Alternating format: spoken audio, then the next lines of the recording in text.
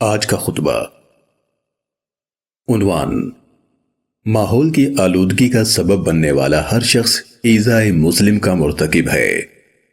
تحریر حضرت مولانا پروفیسر محمد یوسف خان صاحب حفظہ اللہ تعالی، شیخ الحدیث و ناظم تعلیمات جامعہ اشرفیہ لاہور پاکستان۔ الحمدللہ، ہر طرح کی حمد و ثنا اللہ ہی کے لیے ہے۔ وہی زمین و آسمانوں کو پیدا فرمانے والا ہے، وہی ہم سب کا خالق و مالک ہے، وہی ہم سب کا رازق ہے، وہی زندگی دینے والا اور موت دینے والا ہے۔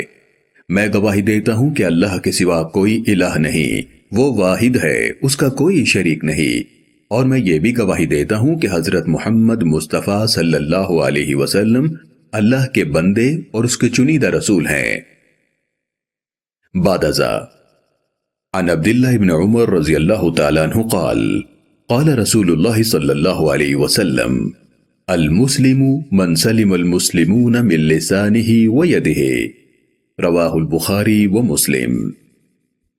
حضرت عبداللہ ابن عمر رضی اللہ تعالیٰ عنہ سے روایت ہے کہ رسول اللہ صلی اللہ علیہ وسلم نے فرمایا، مسلمان تو وہ ہے کہ جس کی زبان اور ہاتھ کی ایذا سے دوسرے تمام مسلمان محفوظ رہیں۔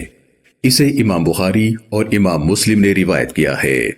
میرے پیارے بھائیوں، دور جدید کے معاشرتی مسائل میں سے ایک اہم مسئلہ ماحول کی آلودگی ہے۔ اس مسئلے کے حل کے لیے تحفظ ماحولیات کے شعبے قائم کیے جا رہے ہیں۔ زبان و قلم اور دیگر ذرائع ابلاغ کے ذریعے ماحول کے تحفظ کے لیے کوششیں کی جا رہی ہیں۔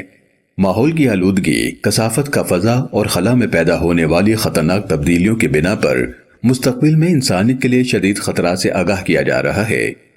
یہ تمام اجتماعی اور محکمانہ کوششیں قابل ستائش ہیں، لیکن ان کوششوں سے ماحول درست نہ ہوگا، بلکہ ہر انسان اس سلسلے میں اپنی ذمہ داری پوری کرے تو پھر اس مسئلے پر قابو پایا جا سکتا ہے۔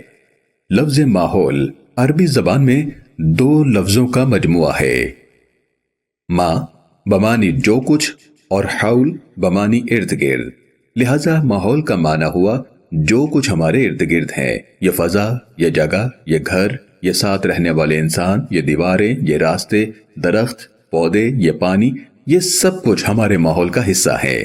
لیکن اس فضا میں لاؤڈ سپیکروں کی بلند آوازیں، گاڑیوں اور کاروں کا شور اور ان کا دھواں، فیکٹریوں کا زہریلا دھواں اور دریاؤں اور نہروں میں فیکٹریوں کے زہریلے مادے بہانا اور کیمیائی مادوں کا بے انتہا استعمال، یہ سب کچھ ہمارے ماحول کو تباہ کر رہا ہے اور انسانیت کے لیے بیماریوں اور تکالیف کا باعث بن رہا ہے، اور مستقبل میں یہ بھیانک خطرات کی صورت میں سامنے آ رہا ہے۔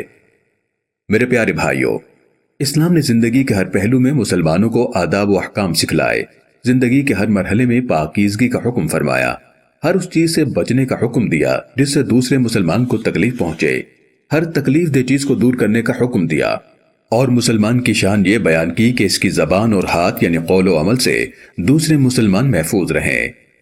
آج کے ماحول میں مسلمان کی زبان سے دوسرے مسلمان انتہائی تکلیف میں مبتلا ہے، اور اس کی دو صورتیں عام ہیں، ایک مساجد میں کانوں کے پردے پھاڑ دینے والے لاؤڈ سپیکروں کا شور، اور دوسری طرف شادیوں اور دیگر تقریبات میں استعمال ہونے والے آلات موسیقی۔ لاؤڈ سپیکر ایک مفید ایجاد ہے، لیکن اس کے غلط استعمال نے آج لوگوں کو مساجد سے دور کر دیا ہے۔ آج کا مسلمان مسجد کے قریب گھر بنانے یا کرائے پر لینے کے لیے تیار نہیں۔ آبادی کی تعمیر کے وقت خالی پلاٹوں کی تعمیر کے دوران مسجد کی جگہ نقشے میں ظاہر کرنے سے گریز کیا جاتا ہے تاکہ لوگ مسجد کے قریب پلاٹوں کو خریدنے سے گریز نہ کرے۔ صحابہ اکرام رضی اللہ عنہم اجمعین آپ صلی اللہ علیہ وسلم کے پاس اجازت لیا کرتے تھے کہ ہم مسجد کے قریب گھر لینا چاہتے ہیں۔ آپ نے فرمایا کہ جتنی دور سے مجاہدہ کر کے آؤ گے ثواب ملے گا، لیکن صرف لاؤڈ سپیکر کے غلط استعمال نے آج مسلمانوں کو مساجد سے دور کر دیا ہے۔ نہ دن کا آرام، نہ رات کا چین، کوئی بیمار ہو، طالب علم پڑھ رہا ہو، بچے گھروں میں رو رہے ہوں، مساجد سے تقاریر اور دیگر بلند شور و غوغا نے سکون غارت کر دیا ہے۔ اگر اسے اذان کے لیے استعمال کیا جاتا یا زیادہ سے زیادہ جمعے کی تقریر کے لیے تو یقیناً اس کا استعمال درست ہوتا۔ سورہ لقمان میں ارشاد باری تعالیٰ ہے وَاغْضُضْ مِن صَوْتِكَ إِنَّ أَنكَرَ الْأَصْوَاتِ لَصَوْتُ الْحَمِيرِ، اور اپنی آواز کو پست رکھو، بے شک ناپسندیدہ آواز گدھے کی آواز ہے۔ لیکن اب گدھے کی آواز کی بلندی تو بہت پیچھے رہ گئی۔ اللہ تعالیٰ اس بارے میں دین کے ذمہ داروں کو اور ان شادی بیاہ کی تقریبات کے ذمہ دار لوگوں کو ہدایت عطا فرمائے۔ رسول اللہ صلی اللہ علیہ وسلم کا جو عمل منقول ہے، آپ ساز کی آواز سن کر کانوں میں انگلیاں رکھ لیتے تھے۔ اب تو کانوں میں انگلیاں رکھنے سے بھی کام نہیں چلتا، در و دیوار لرز اٹھتے ہیں۔ حالانکہ ارشاد نبوی کے مطابق مومن کا ایمان جب ہی مکمل ہوتا ہے جب اس کی تکلیف دہ باتوں سے اس کے ہمسائے محفوظ رہیں اور دوسرے مسلمان اس کے قول و عمل سے محفوظ رہیں۔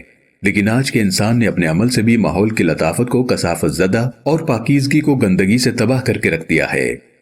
حالانکہ اسلام نے مسلمان کو واضح ہدایت دی کہ الطہور شطر الایمان، یعنی طہارت و پاکیزگی ایمان کا حصہ ہے۔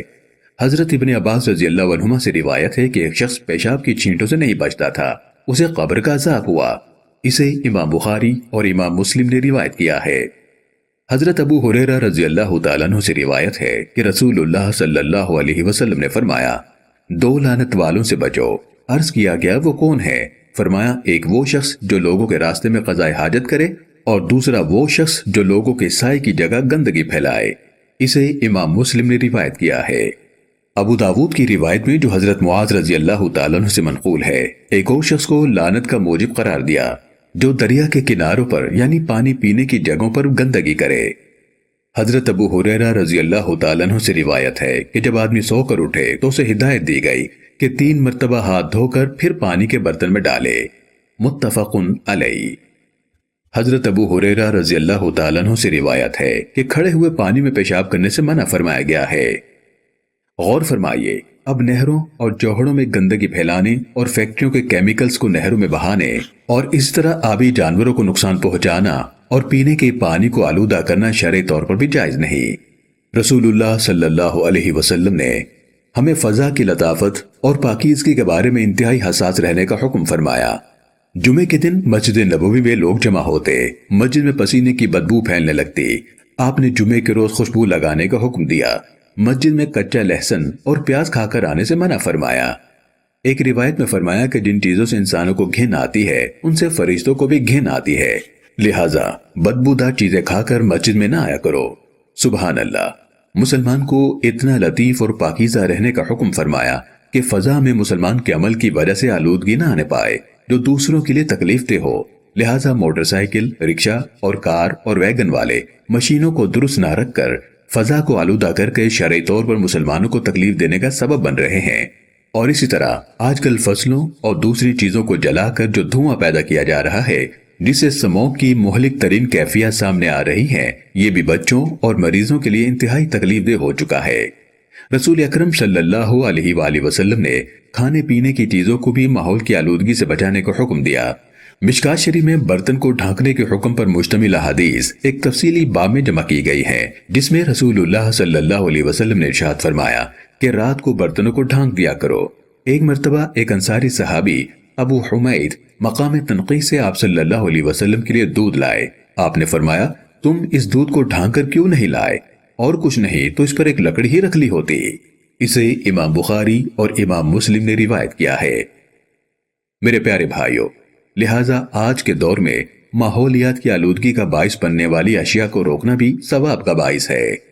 اللہ تعالی ہم سب کو ماحولیاتی آلودگی پھیلانے سے باز رہنے کی توفیق عطا فرمائے، آمین۔